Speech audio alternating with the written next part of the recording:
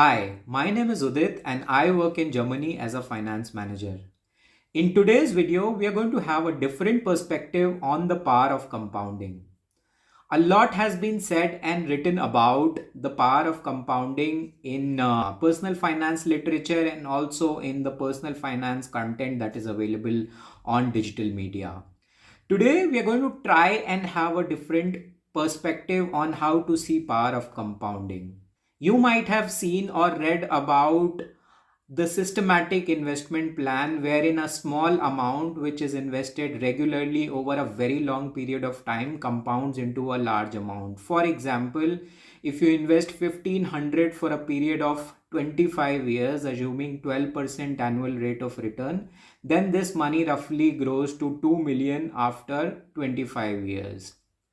This is very easy to understand, and I don't want to elaborate on this topic, but I want to delve deeper into this subject.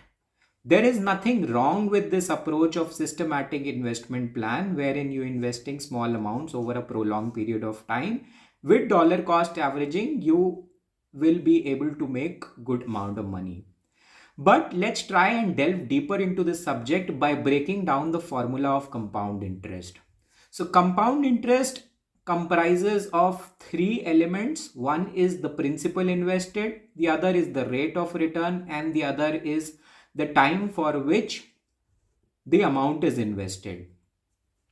What happens is most of the times we are focused on the rate of return, which is the R. And this is something which is not 100% under our control. Let me explain why. The rate of return on your investment is governed by the performance of the companies that you invest in, the sectors that you invest in, the economies that you invest in, the asset class that you invest in, and also the overall macroeconomic outlook. In the example that I cited earlier, it's assumed that 12% annual return is going to continue for 25 years. This is very difficult, almost next to impractical, because as the economies grow, as the companies grow, getting growth on a higher base becomes very difficult over a period of time. So we need to be cognizant of this fact that the rate of return that we so conveniently assume over a very long period of time is not going to be the same. Hence, this aspect is something that is not 100% in our control. What we can do about is to increase our skills and awareness to understand where we are investing, so that once the rate of return starts falling or we see that it is not going to come as per our assumptions, then we can tweak our investments in a very long period of time. So the summary here is that let's not focus on R. Now comes the second aspect, which is the time, which is the number of years for which the investment is running. This is one aspect which is 100% under our control, because we need to stay invested for a long period of time to derive the benefits of compounding. So the key here is to stay invested and invest only those amounts in the stock market which you don't need for the next 7 to 10 years. Equity is a long-term asset. It cannot be played out in the short term if you are looking forward to get stable returns. So what we need to do is to control our behavioral aspects, to control our minds, and to plan our asset allocation in such a way that when there is a downturn, whenever we need money in the short term, our funds are managed, and then we don't have to withdraw from our equity corpus in times of dire needs. And hence, managing the psychological aspect of investing in equity becomes very important. But there's a small problem here. Our aspirations also change with time. While it is very important to stay invested for a long period of time, we cannot attach it to our goals and aspirations in life. But there's also an element of personal behavior that comes into play. When we are talking about equity investing, we are talking about a very long period of time which runs into decades. So ideally, nothing less than 7 years can be counted as long-term investing. But what happens is that if you are so attached to a specific goal that you want to chase, which is getting a certain amount of money, then we might be in for a disappointment, because over a period of time, over such a long period of time, our aspirations change. What we wanted 10 years back is not something that we would want today, and what we would want today may be something that we don't want 10 years down the line. So we need to be cognizant about our changing aspirations too.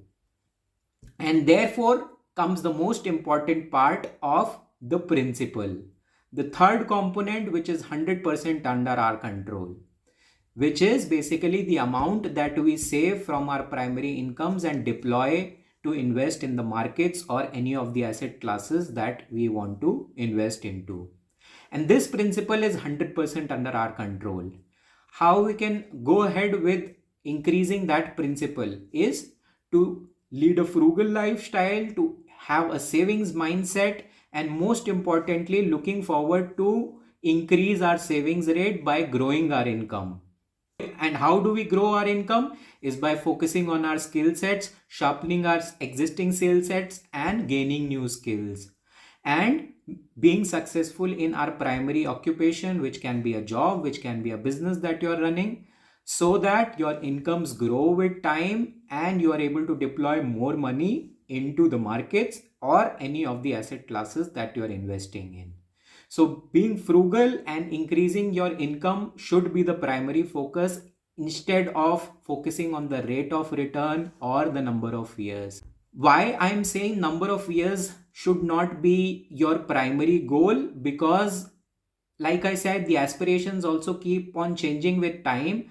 And if you just keep on tracking your portfolio, assuming that in 5 years you will reach a certain number, then this journey would be very painful, because you are a slave to the markets. The markets might behave in a way that they do, and then you will feel good or bad about it. If you're not chasing any goal, you're just enjoying the process of investing and growing your money, then the market movements don't affect you.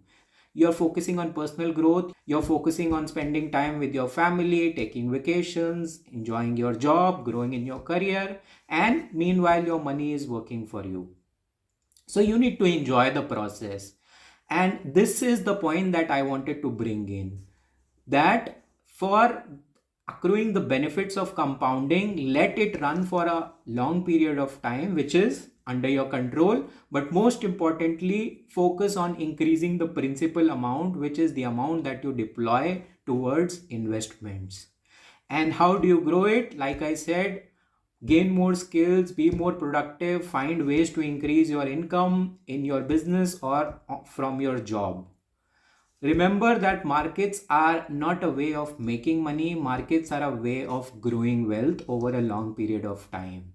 So don't fall into these traps of options trading or short term trading or day trading, wherein the success ratio is very low.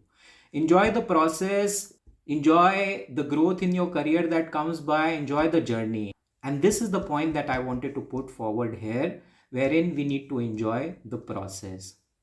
So, friends, in summary, I would again like to share a quote from one of my favorite brands, Johnny Walker, which says, "Keep walking."